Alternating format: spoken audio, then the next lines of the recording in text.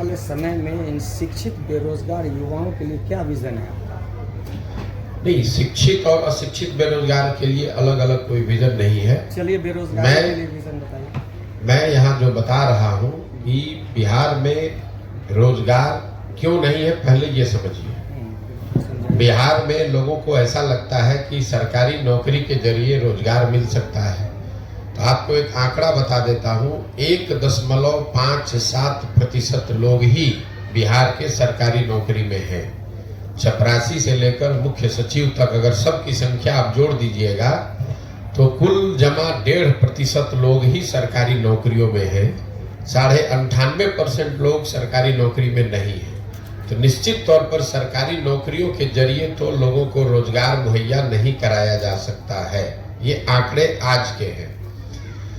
बिहार में रोजगार क्यों नहीं है? रोजगार दो वजह से नहीं है। एक, यहाँ की शिक्षा व्यवस्था अच्छी नहीं है, और दूसरा, रोजगार के लिए लोगों के पास पूंजी पैसा नहीं है। जब तक इन दो बिंदुओं को नहीं सुधारा जाएगा, बिहार की शिक्षा व्यवस्था को बेहतर बनाना और लोगों के हाथ में रोजी रोजगार के लिए पैसा पूंजी देना, ये जन स्वराज का विजन है कि यहाँ पर स्वरोजगार कैसे आएगा, पलायन कैसे रुकेगा। शिक्षा की जो स्थिति है वो लोगों को पता है। यहाँ पर स्कूल से खिचड़ी बट रही है, कॉलेज से डिग्री बट रहा है, पढ़ाई दोनों में कहीं नहीं हो रहा है। तो शिक्षित बेरोजगार, आपको भले वो शिक्षित लग रहा है, वो शिक्षित है नहीं, वो डिग्री धारक बेरोजगार है। वो शिक्षित बेरोजगार नहीं है, डिग्री धारक बेरोजगार है। उसने शिक्षा नहीं ग्रहण की है, उसने डिग्री हासिल करी है। लेकिन जो दूसरी बड़ी समस्या है कि आखिर ये बेरोजगारी खत्म होगी कैसे? बेरोजगारी यहाँ खत्म होगी लोगों को पूंजी मुहैया कराकर। बिहार में जो बिहार से पलायन है वो सिर्फ श्रम का पलायन नहीं है, लोगों का पलायन नहीं है, बुद्धि का पलायन नहीं है। एक बहुत बड़ा पलायन यहाँ से पूंजी का पलायन है, जिसकी चर्चा यहाँ लोग करते नहीं है, जिनकी समझ ज्यादा है नहीं लोगों को। पूंजी जो है वो रोजगार का सबसे बड़ा जरिया है। अगर मान लीजिए कि आपको बाल काटने आता है, अगर आपके पास 10, 20, 50 हजार रुपए हो और बैंक से आपको 1 लाख रुपया कर्ज मिल जाए, तो आप एक सैलून खोल लेंगे, उसमें 3, 4, 5 लोगों को नौकरी रोजगार दे देंगे। लेकिन अगर वो पैसा पूंजी आपके पास न हो तो बाल काटने आने के बावजूद जाकर किसी सैलून में आप नौकरी करेंगे, मजदूरी करेंगे। तो बिहार में पूंजी क्यों नहीं है? पूंजी के 2 स्रोत है, इसको पहले ध्यान से समझिए। पूंजी 2 तरीके से लोगों को मिलता है। एक, जो पैसा आप कमाते हैं, कमाने के बाद जो खर्च के बाद पैसा बचता है वही आपका मूलधन हुआ, पूंजी हुई। अगर आप 100 रुपया कमाए, 80 रुपया खर्च हुआ, 20 रुपया बचा, वही आपका पूंजी है। तो एक पूंजी का जरिया है बचत, दूसरा पूंजी का जरिया है बैंकों से मिलने वाला कर्ज। अगर आपके पास 20 रुपया बचा हुआ है, बैंक वाले आपको 50 रुपये कर्ज देंगे तो 70 रुपये का आप काम कर पाइएगा। तो बिहार में बचत इसलिए नहीं है कि यहाँ प्रति व्यक्ति आय है 35,000 रुपया। देश में प्रति व्यक्ति आय है 1,35,000 रुपया। तो 35,000 रुपया कमाने वाले समाज में इस महंगाई के जमाने में बचत तो इतनी बड़ी हो नहीं सकती है कि आपके पास पूंजी आ जाए। दूसरा, जो बैंकों में पैसा जमा हो रहा है, बैंक यहाँ लोगों को पूंजी दे नहीं रहे, ऋण लोन दे नहीं रहे। इसका उदाहरण आप समझिए। देश में बैंकों के ऋण को नापने के लिए एक पैमाना है जिसको कहते हैं क्रेडिट डिपॉजिट रेशियो। मतलब बैंक में कितना पैसा लोगों ने जमा किया, उसके बदले में बैंकों ने कितना पैसा समाज को अलग अलग काम के लिए ऋण के तौर पर, लोन के तौर पर दिया। घर बनाने के लिए, यूट्यूब चलाने के लिए, दुकान खोलने के लिए, गाड़ी खरीदने के लिए। और रिजर्व बैंक ऑफ इंडिया एक आंकड़ा जारी करता है जिसको कहते हैं क्रेडिट डिपॉजिट रेशियो। देश में ये आंकड़ा है 70% का। मतलब जितना देश भर के लोगों ने बैंकों में पैसा जमा किया, अगर 100 रुपया जमा किया तो बैंकों ने 70 रुपया कर्ज के तौर पर लोगों को वापस दिया। बिहार में सीडी रेशियो है 40%। 1990 में जब लालू जी मुख्यमंत्री बने तो बिहार में सीडी रेशियो था 40। लालू जी के 15 साल के शासनकाल में सीडी रेशियो घट के हो गया 28। और अभी 18 साल के नीतीश के प्रयास के बावजूद भी ये अभी भी 40 ही है। इसका असर क्या होता है ये समझिए। पिछले वर्ष, ये हेडलाइन नोट कर लीजिए, पिछले वर्ष बिहार की गरीब जनता ने बैंकों में 4,21,000 करोड़ रुपया जमा किया। 4,21,000 करोड़ रुपया बिहार में लोगों ने बैंकों में जमा किया। बैंकों ने 40% के सीडी रेशियो के हिसाब से कर्ज के तौर पर 1,61,000 करोड़ रुपया लोगों को दिया। बाकी पैसा 1,02,80,000 करोड़ कहाँ गया? ये पैसा चला गया दूसरे राज्यों में जहां पर उद्योग धंधे लग रहे हैं, जहां स्वरोजगार है, जहां तरक्की है, जहां व्यापार है।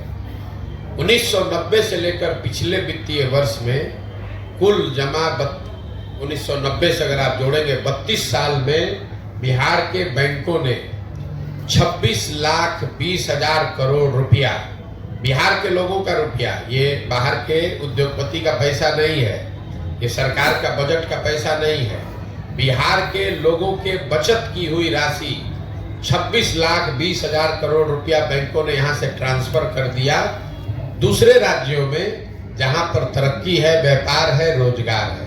आप जरा अंदाजा लगाइए कि अगर 26 लाख करोड़ रुपया बिहार के बैंकों ने यहाँ के लोगों को ऋण के तौर पर भी दिया होता तो कितने ज्यादा लोगों ने यहाँ घर बनाया होता, कितने ज्यादा लोगों ने गाड़ियां खरीदी होती, कितने ज्यादा लोगों ने स्वरोजगार का कोई ना कोई शुरुआत करी होगी। तो बिहार, और ऐसा नहीं है कि ये बैंकों की मनमर्जी है कि वो कितना पैसा ऋण दें, ये उनकी वैधानिक जिम्मेवारी है कि कम से कम 70% पैसा जो जमा होता है वो उनको ऋण के तौर पर देना ही देना है। और उस कमिटी को चेयर करते हैं मुख्यमंत्री राज्य के। ये भी नहीं है कि बैंक अपना जो चाहे वो कर ले, मुख्यमंत्री उस कमिटी के चेयरमैन हैं, जिसमें यह तय किया जाता है कि बैंकों को 70% पैसा कर्ज के तौर पर लोगों को देना है। लेकिन बिहार में जैसे मुख्यमंत्री की बात पदाधिकारी नहीं सुन रहा है, अफसर नहीं सुन रहे हैं, उसी तरह से बैंक वाले भी उनकी बात नहीं सुन रहे हैं। और दूसरी दिक्कत यह है कि यहाँ के नेताओं को या समाज में इस बात की ज्यादा समझ है ही नहीं। तो आपको लगता है कि वो चीनी मिल चालू हो जाएगा तो उद्योग लग, उससे रोजगार मिलेगा। एक चीनी मिल लगेगा, उसको लगाने का खर्चा आएगा 10,000 करोड़ मान लीजिए, उसमें 2-4-5,000 आदमी को नौकरी मिलेगा। लेकिन अगर 1 लाख करोड़ रुपया अलग अलग लोगों को ऋण के तौर पर मिल जाए तो उससे कितना रोजगार सृजित होगा, कितने लोग बिजनेस व्यापार करेंगे। तो जन सुराज का विजन ये है कि यहाँ पर शिक्षा को रोजगार पाने वाला बनाया जाए, लोगों को डिग्री नहीं बांटा जाए, लोगों को शिक्षित किया जाए और फिर उनको पूंजी मुहैया कराया जाए बैंकों के जरिए, ताकि लोग अपने क्षमता के अनुसार, अपनी इच्छा के अनुसार कुछ न कुछ रोजगार कर सके। उससे उनकी आर्थिक तरक्की होगी और उसी से बिहार का विकास होगा। जब तक शिक्षा और पूंजी ये 2 चीज मुहैया नहीं होगी तब तक सरकार के किसी भी प्रयास से बिहार में गरीबी खत्म नहीं हो सकती है। आपके कहने के अनुसार डिग्री मिला, लोगों में ज्ञान नहीं है? बिल्कुल नहीं, यहाँ की हमारे कहने के अनुसार नहीं। यहाँ आपको आप उससे अगर इत्तेफाक नहीं रखते यहाँ की शिक्षा व्यवस्था जो है बिहार की, उसको कैसे संचालित किया जाए? शिक्षा व्यवस्था फिर वही बात है, हर चीज को आप लोग 2020 मैच के तौर पर देखते हैं। यही यहाँ के नेताओं का भी हालत है। शिक्षा व्यवस्था कैसे सुधरेगा, शिक्षा व्यवस्था क्यों बिगड़ा है पहले इसको समझिए। इसलिए नहीं शिक्षा व्यवस्था बिगड़ गई है, लोग कहते हैं कि स्कूल से खिचड़ी बट रहा है इसलिए शिक्षा व्यवस्था खराब है। अगर खिचड़ी बटने से शिक्षा व्यवस्था खराब होती तो कॉलेज में तो खिचड़ी नहीं बट रहा है, 8वीं क्लास से ऊपर के स्कूलों में तो खिचड़ी नहीं बट रही है, वहां शिक्षा व्यवस्था क्यों खराब है? कुछ लोग कहते हैं कि नियोजित शिक्षक गुणवत्ता उनकी खराब है इसलिए शिक्षा व्यवस्था खराब है। तो अगर नियोजित शिक्षकों से ही शिक्षा व्यवस्था खराब है तो Patna science college, CM science college, MS college, Bettiah, Patna college में पढ़ाई क्यों नहीं हो रही है? वहां तो नियोजित शिक्षक नहीं पढ़ा रहा है। शिक्षा व्यवस्था इसलिए खराब है कि पिछले 30-40 वर्षों में बिहार में समाज और सरकार, मैं सरकार के समाज को भी जोड़ रहा हूं, दोनों की प्राथमिकता में कहीं ना कहीं शिक्षा है ही नहीं। लोग भी यहाँ अपने आप को शिक्षित नहीं बनाना चाहते, डिग्री लेना चाहते हैं, खिचड़ी खाना चाहते हैं। आप भी अपने बच्चों को स्कूल में खिचड़ी खाने के लिए भेज रहे हैं, साइकिल लेने के लिए, पोशाक लेने के लिए भेज रहे हैं, उनको पढ़ाने के लिए नहीं भेज रहे हैं। और सरकार ने भी, नेताओं ने भी ये भांप लिया है कि लोगों को पढ़ाई नहीं चाहिए, खिचड़ी बांटो, पोशाक बांटो, इनसे वोट लेते रहो। तो कहीं न कहीं समाज और सरकार दोनों की प्राथमिकताओं में शिक्षा है ही नहीं। पूरा समाज अपने ये समझ ही नहीं पा रहा है कि अगर हम जब तक शिक्षित नहीं बनेंगे तब तक हमारा बच्चा, उसको जीवन भर मजबूरी में मजदूरी ही करना पड़ेगा। तो समाज के स्तर पर यह प्रयास होना चाहिए। जहां तक सवाल है सरकार इसको कैसे सुधारेगी, हम लोग का अपना मत है कि शिक्षा व्यवस्था सुधारने के लिए बिहार में हर जगह विद्यालय बनाने के बजाय हर प्रखंड में 5 विश्व स्तरीय विद्यालय बनाने की जरूरत है और सारे विद्यालयों को बंद कर दिया जाए, 5 अच्छे विद्यालय बनाए जाए और लोगों तक शिक्षण संस्थाओं को पहुंचाने के बजाय लोगों को अच्छे शिक्षण संस्थाओं में पहुंचाया जाए। इसका मतलब ये है कि अगर एक प्रखंड में 5 सही विद्यालय बना दिए जाएं और लोगों को स्कूल बस की सुविधा दे दी जाए तो लोग 15 मिनट, हम लोग का अपना आकलन है कि किसी भी परिवार के बच्चे को 15 से 20 मिनट से ज्यादा समय नहीं लगेगा स्कूल बस के जरिए उस स्कूल में पहुंचने में, जहां पर सिर्फ खिचड़ी नहीं बटेगा, जहां पढ़ाई होगी। दुनिया भर में जहां पर भी शिक्षा की अच्छी व्यवस्था है वहां समाज के पास स्कूलों को नहीं ले गया, लोगों को अच्छे स्कूल में लाया गया। तो हम लोग की सोच ये है कि बिहार की जो शिक्षा का बजट है 40,000 करोड़ रुपया, इसका 1/3 मतलब 15,000 करोड़ रुपया इस बात पर खर्च किया जाए कि हर प्रखंड में प्रति वर्ष एक विश्व स्तरीय विद्यालय बनाया जाए, ताकि 5 वर्ष में हर प्रखंड में 5 ऐसे विश्व स्तरीय विद्यालय बन जाएं और उनको फिर लोगों को ये सुविधा दी जाए ताकि लोग बसों के जरिए या गाड़ियों से अपने बच्चों को स्कूल तक ले आएं। अगर आप दिल्ली बॉम्बे में रहते हैं तो स्कूल आपके घर के बगल में नहीं है, सबके बच्चे स्कूल बस से जाते हैं उन संस्थाओं में जहां अच्छी पढ़ाई होती है। आधा घंटा 45 मिनट लोग स्कूल बस से जाते हैं, बच्चे पढ़ते हैं और फिर स्कूल बस से वापस आते हैं। पूरी दुनिया में जहां पर भी आप जाइएगा यही व्यवस्था है। हर घर के बगल में स्कूल नहीं बनाया गया है। स्कूल एक ऐसी जगह पर है जहां पर हर आदमी बस से, गाड़ी से, साइकिल से 10 मिनट में, 15 मिनट में पहुंच सके। बिहार में क्या हुआ है, समता मूलक शिक्षा नीति के नाम पर हर जगह विद्यालयों के भवन बना दिए गए। नतीजा क्या हुआ, जहां विद्यालय का भवन है वहां शिक्षक नहीं है, जहां शिक्षक है वहां भवन नहीं है, जहां दोनों है वहां बच्चे नहीं है, जहां तीनों है वहां पढ़ाई नहीं है। तो ये समता मूलक शिक्षा नीति बनाने के नाम पर पूरी व्यवस्था को चौपट कर दिया गया। जरूरत इस बात की है कि इस चीज को फिर से रीअरेंज किया जाए और सारी व्यवस्था को 4 या 5 बेहतर स्कूल बनाने के दिशा में समेटा जाए कि हर प्रखंड में कम से कम 5 अच्छे विश्व स्तरीय विद्यालय हों।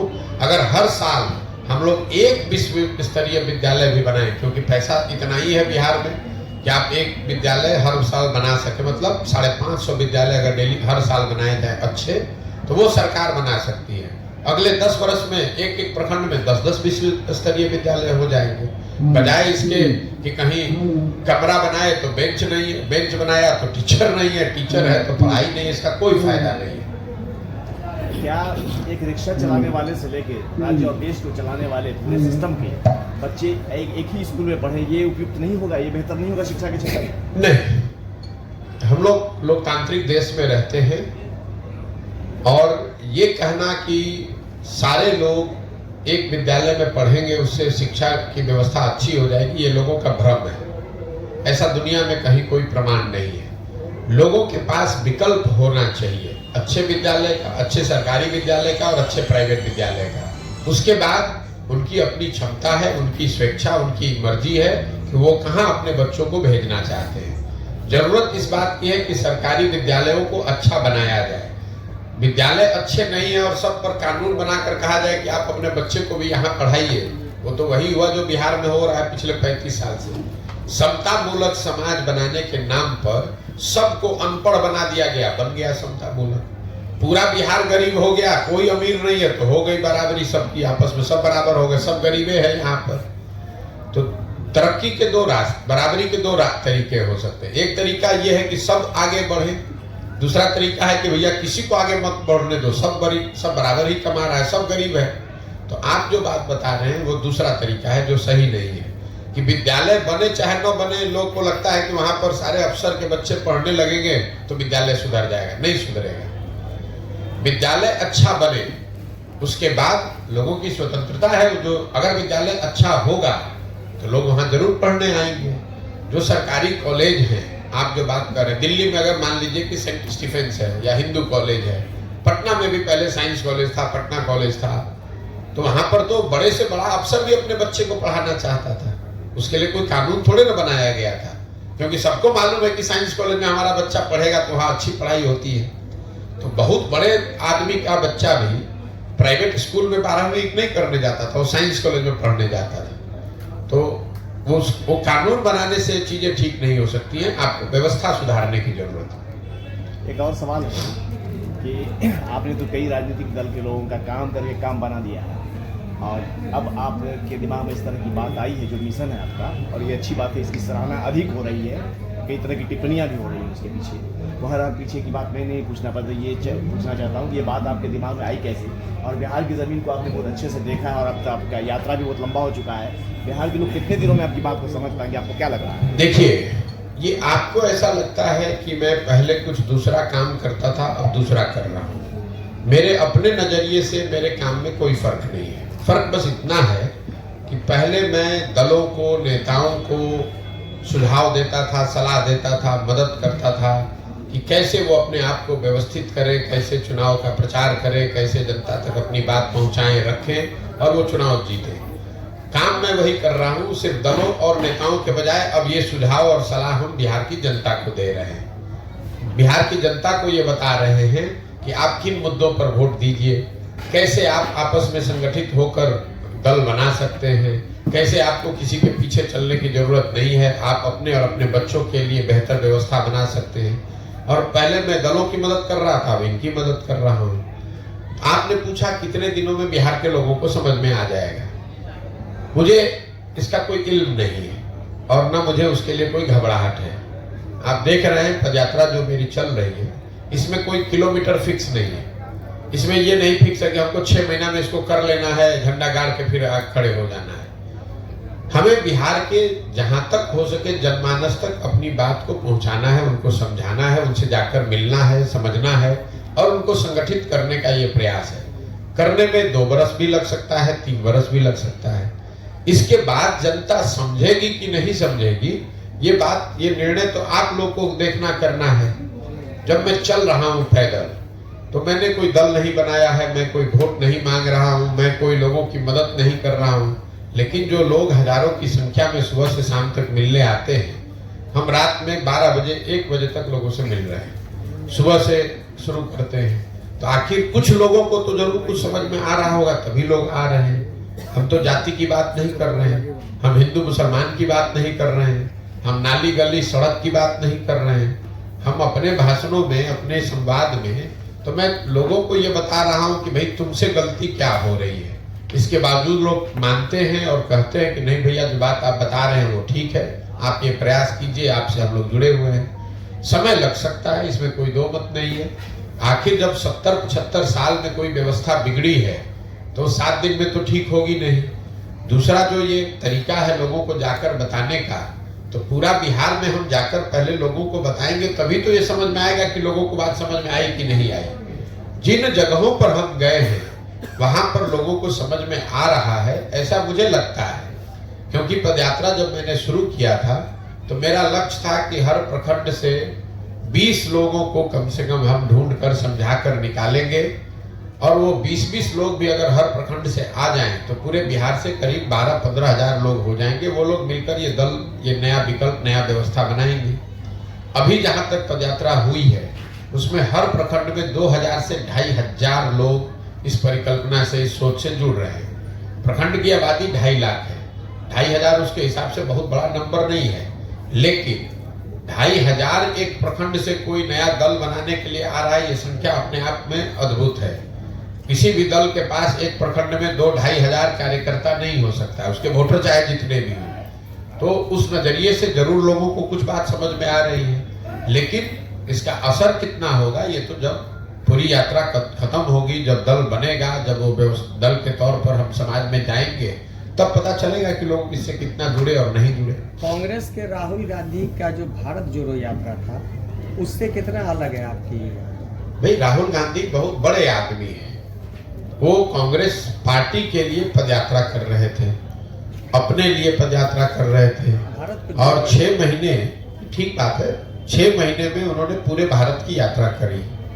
हम बहुत छोटे आदमी हैं, हमारे पास दल भी नहीं है और हम 15 महीना से पैदल चल रहे हैं और हम कुल जमा 12 जिले में 40-45% बिहार ही घूम पाए। तो निश्चित तौर पर फर्क है। राहुल गांधी जी रोड पर चलते हैं, हम लोग गाँव में चलते हैं। राहुल गांधी जी ने एक तय सीमा में उन्होंने उस यात्रा को पूरी की। हमारे पास कोई समय सीमा ही नहीं, हम बेरोजगार बैठे हुए हैं तो 2-4-5 वर्ष भी घूमेंगे, हमें कोई दिक्कत नहीं है।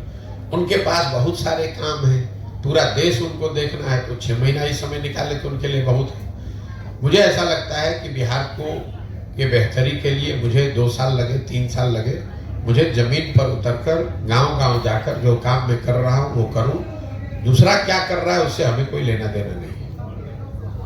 सर, 2014 से जो देश की राजनीति में उपजा है जाति धर्म, आप पद यात्रा चला रहे हैं, बिहार के लोगों को जागरूक कर रहे हैं, विकास पे चुनाव लड़िए, अपने लिए चुनाव लड़िए, अपने बच्चों के लिए वोट दीजिए। आपको लग रहा है कि यहाँ के लोग आपकी बात से सहमत हैं या फिर आपकी बात को समझ रहे हैं? भैया, मैं आपको बार बार वही सवाल आप दोबारा पूछ रहे हैं जो साहब ने पूछा। लोग समझ रहे हैं कि नहीं, ये बात तो आप लोगों से पूछिएगा, हम तो बता नहीं सकते हैं, हम तो अपनी बात कह रहे हैं। आपने कहा कि अगर लोग, मैंने ये कहा कि अगर लोग समझ नहीं रहे तो यहाँ आ क्यों रहे? हम किसी को गाड़ी भेजकर तो बुला नहीं रहे, हम तो यहाँ कैंप में बैठे हुए हैं। 25 आदमी आएगा तो भी बात करेंगे, 500 आदमी आएगा तो भी बात करेंगे। कोई आपको ये नहीं मिला होगा ये बताने वाला कि प्रशांत किशोर ने गाड़ी बस भेजा है, हम लोग को कैंप में बुलाया है। हम आकर यहाँ पर कैंप लगाकर बैठे हैं, अपनी बात कह रहे हैं। आपको अच्छा लगे तो जुड़िए, नहीं अच्छा लगे तो जहाँ है वहाँ रहिए। ठीक है भैया। नीतीश कुमार का बनारस रैली होने वाला है, आप बोलते हैं कि नीतीश कुमार का राष्ट्रीय स्तर पर कोई वर्चस्व नहीं है। हमको बोलने की जरूरत है। नीतीश कुमार का बिहार में जब कोई वर्चस्व नहीं तो राष्ट्रीय स्तर पर कैसे वर्चस्व हो जाएगा? आप हमारे कहने पर मत जाइए। 243 विधायकों के यहाँ पर विधानसभा में नीतीश कुमार का 42 गो विधायक है, तो क्या बताता है कि बिहार में बहुत उनका वर्चस्व है। 12-13% पूरे बिहार में वोट उनको मिला है, तो ये क्या बताता है? अगर 100 में 12% आपको वोट मिलेगा तो बिहार में आपका वर्चस्व बताता है। तो जिसका बिहार में ही वर्चस्व नहीं है उसका देश में कैसे हो जाएगा? ये तो लॉजिक, कॉमन सेंस की बात है। रैली करने को तो आप जाकर केरल में रैली करने लगे तो कोई रैली करने पर तो रोक है नहीं। सुशासन बाबू क्यों कहला रहे हैं? हमको तो कोई नहीं मिला जो नीतीश कुमार को सुशासन बाबू अभी कह रहा है। पहले किसी जमाने में 2005 से 2012-13 का एक दौर था जब लोगों को, बिहार की जनता को ऐसा लगा था कि बिहार में कुछ सुधार हो रहा है, और वो इसलिए लगा था कि बिहार की जनता ने 15 बरस लालू राज, जंगल राज देखा था। तो जब बहुत अंधेरा होता है उसमें एक छोटा सा दिया भी जलेगा तो उसका प्रकाश थोड़ा ज्यादा दिखता है, और कुछ प्रयास उन्होंने शुरुआती दिनों में किया भी था। लेकिन 2014 के बाद जो नीतीश कुमार हैं उनको कोई भी सुशासन बाबू नहीं कहता। वो तो खुद ही अपने आप को अगर कह रहे हैं तो सुशासन बाबू कह रहे हैं, जनता तो नहीं कह रही है। कहीं गांव देहात, सड़क, पंचायत पे तो हमको कोई नहीं मिला ये कहता हुआ कि नीतीश कुमार सुशासन बाबू है या जो राज वो चला रहे हैं इसमें सुशासन है। लोग तो ये बताते हैं कि लालू जी के राज में अपराधियों का जंगल राज था, नीतीश कुमार के राज में अधिकारियों का जंगल राज है। फर्क तो कुछ नहीं है दोनों में। अच्छा, बहुत लंबे समय से नीतीश कुमार और तेजस्वी यादव एक मंच पे दोनों साझा नहीं किए, क्या लग रहा है आपको नीतीश कुमार फिर? भाई इतना हम दिमाग लगाते नहीं है नीतीश कुमार कहाँ रहेंगे, तो किसके साथ मंच साझा कर रहे हैं। नीतीश कुमार को खुद नहीं पता है कि वो कहाँ रहेंगे। हमको इतना पता है कि नीतीश कुमार के राजनीति का ये अंतिम दौर चल रहा है। आने वाले कुछ महीनों में, खास करके लोकसभा चुनाव में चुनाव के साथ नीतीश कुमार के दल, जनता दल यूनाइटेड का विघटन शुरू हो जाएगा, और उसके बाद कुछ महीनों में उनका पूरी तरीके से यहाँ खात्मा हो जाएगा राजनीतिक तौर पर। वो न दल बचेगा, न दल के लोग बचेंगे, न दल के नेता बचेंगे। लोकसभा चुनाव तक जितना हाथ पांव मारना है मार लीजिए, 1-2 सीट जहां लड़ना है लड़ लीजिए, एक दो कहीं कोई सफलता मिल जाए तो मैं नहीं कह सकता हूं, लेकिन हमने ये कहा है कि लोकसभा चुनाव में नीतीश कुमार के जनता दल यूनाइटेड को 5 सीट भी नहीं आएगा। अगर आएगा तो हम बिहार की जनता के सामने खड़ा होकर अपनी गलती मानने को तैयार हैं। तो आपके हिसाब 5 सीट भी नहीं आएगा, उनको नहीं आएगा, उसके बाद उनके दल का विघटन होना अवश्य भावी है। सर, बिहार की राजनीति को आपने नजदीक से देखा है, कितना भी विकास की बात कर लीजिए, लेकिन जब वोट का वक्त आता है तो वही जाति देखी जाती है। आपका क्या इरादा, मतलब आप चुनाव के टाइम में बताएंगे कि मैं ये करूंगा? आपके जितना तो राजनीति की हमको समझ नहीं है, लेकिन अगर आप ही के बात को हम सही मान लें तो आप हमको समझा दीजिए कि मोदी जी को बिहार में तो वोट पड़ा है कि नहीं पड़ा है? पड़ा है। मोदी जी के जाति के कितने लोग बिहार में रहते हैं ये बता दीजिए। अगर जाति पर ही, आपने कहा कि हर आदमी जाति पर ही वोट देता है, तब तो मोदी जी को बिहार में एक भी वोट नहीं मिलना चाहिए था। इसी बिहार में 20% मुसलमान रहते हैं। ये सारे लोग जनता दल ये आरजेडी को वोट देते हैं, तो लालू जी की जाति और मुसलमानों की जाति तो एक नहीं है, तो क्यों देते हैं ये लोग वोट आरजेडी को? इतना जो आप लोग सिंप्लीफाई कर देते हैं कि सब जाते पर दे रहा है। अगर ऐसा होता तो ना मोदी को वोट मिलता हिंदुओं का, ना आरजेडी को वोट मिलता मुसलमानों का। वोट मूलतः यहाँ 4 बिंदुओं पर पड़ता है। पहला, उसमें एक जाति भी बड़ा मुद्दा है, लेकिन जाति एकमात्र मुद्दा नहीं है। समाज में एक बहुत बड़ा वर्ग है जो हिंदू मुसलमान के नाम पर वोट देता है।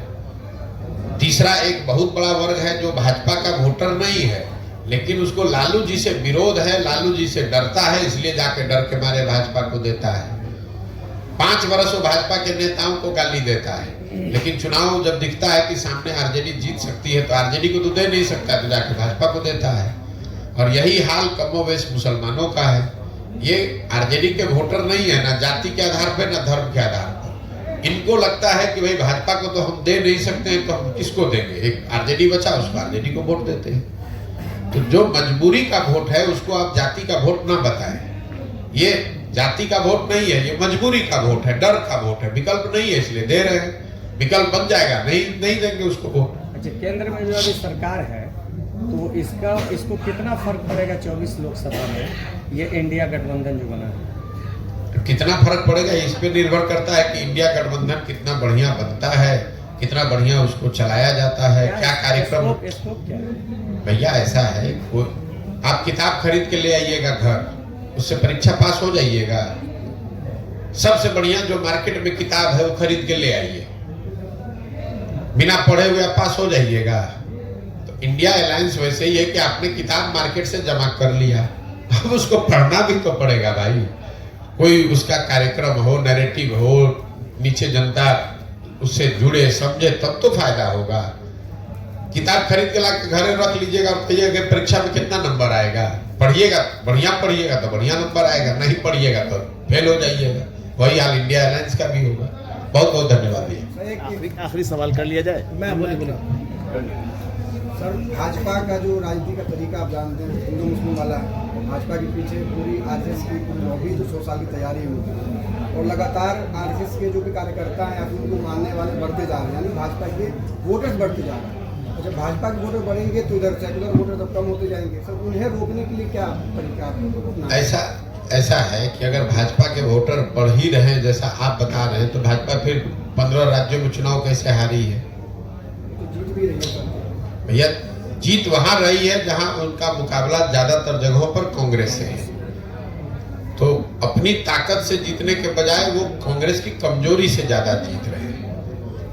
भाई, पूरा जो आपने कहा भाजपा का वोट बढ़ रहा है, ठीक बात है, वोट तो बढ़ रहा है, लेकिन पिछला जो 2019 में चुनाव हुआ उसमें भाजपा को 38% वोट पूरे देश में मिला। तो अगर 100 लोग जो वोट देने गए उसमें 62 आदमी तो भाजपा के साथ नहीं था, 38 आदमी भाजपा के साथ था।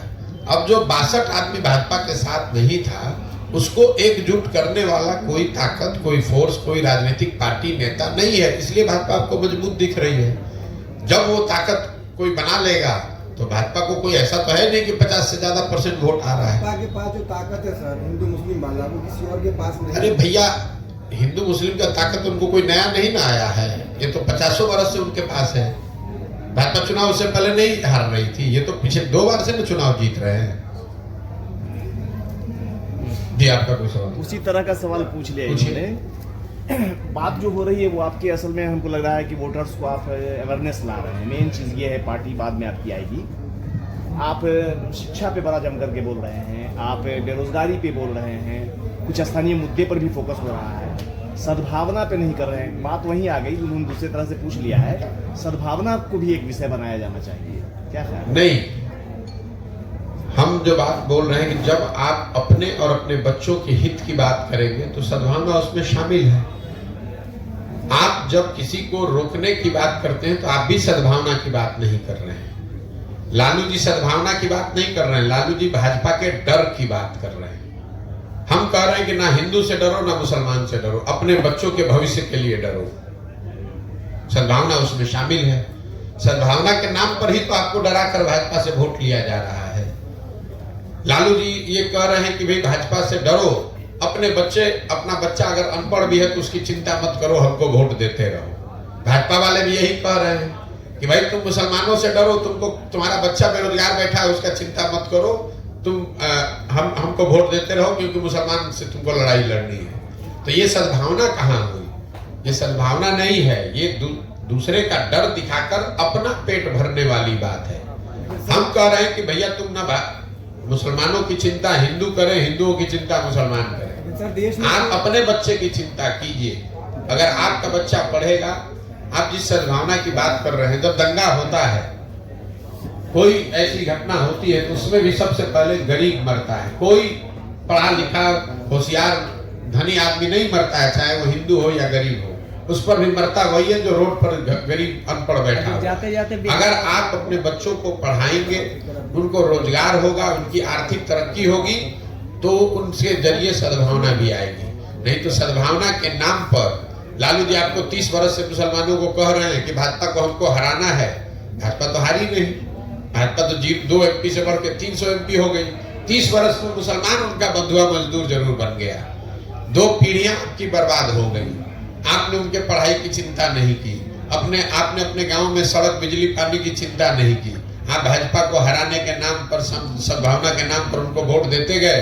उनके बच्चे बड़े हो गए, लालू जी बड़े हो गए, वो राजा बन गए, और आपके बच्चे धारावी में जाकर मजदूरी कर रहे हैं, गुलामी कर रहे हैं। तो अगर ऐसी सद्भावना की राजनीति आप चाहते हैं तो नहीं, मेरा उससे सरोकार नहीं है। मैं वैसी सद्भावना की राजनीति नहीं करना चाहता हूँ। मैं शिक्षा और रोजगार की राजनीति करना चाहता हूँ। मैं बिहार में तरक्की की बात करना चाहता हूँ। हिंदू मुसलमान अगड़ा पिछड़ा की बात नहीं कर रहा हूँ। ये बहुत लोग आरक्षण की बात करते हैं। मैंने अभी आपको आंकड़ा दिया, 1.5% लोग ही सरकारी नौकरी में हैं। तो चाहे आप आरक्षण 40 कर दीजिए कि 100 में 100 कर दीजिए, फिर भी 98.5% आदमी को तो कुछ उसका लाभ नहीं मिलना है। तो ये तो लोगों को बेवकूफ बनाने की बात है। भाई अगर 1.5% आदमी को ही सरकारी नौकरी है तो उसी में तो आरक्षण आप दिया है आपने। जो समाज का बड़ा वर्ग है उसके पास तो कुछ मिला ही नहीं, इसीलिए तो जो गरीब और पिछड़े। नहीं तो अगर आरक्षण से ये सब सुधरना होता तो सारे पिछड़े समाज के लोग अभी अच्छे हो गए होते पिछले 30 वर्ष में। क्यों नहीं है? इसलिए कि 1.5% के लिए जगह ही है तो 1.5 में तो लीजिएगा, आधा ले लीजिए या 80% ले लीजिए। 98.5% जो गरीब आदमी है वो किसी जाति का हो, उसको तो सरकारी नौकरी मिलनी ही नहीं है। सर एक सवाल है, ये आरोप वाला सवाल है सर, क्योंकि जेडीयू या फिर आरजेडी की अगर बात करें, कोई पार्टी अगर अलग चुनाव लड़ती है उन लोगों से हटके, वो आरोप लगाते हैं बीजेपी की बीच में। आपकी भी लग रही है, एक MIM पार्टी है सर, उसकी भी लगती है। चलिए भाई देखिए, ऐसा है कि बिहार में इन तीनों दलों को मुफ्तखोरी की आदत लग गई है। अब आरजेडी को बिना कुछ काम किए हुए मुसलमानों का एक मुश्त 20% वोट मिल जाता है, तो क्यों चाहेंगे कि मुसलमानों के पास कोई विकल्प हो जाए ताकि उनके काम का वो आकलन होना शुरू हो जाए। वही हाल भाजपा का है। भाजपा को यहाँ वोटें मिला टोटल 19%। आप लोग भाजपा को इतना बड़ा दल बताते हैं जैसे लगता है कि पूरा बिहार में भाजपा है।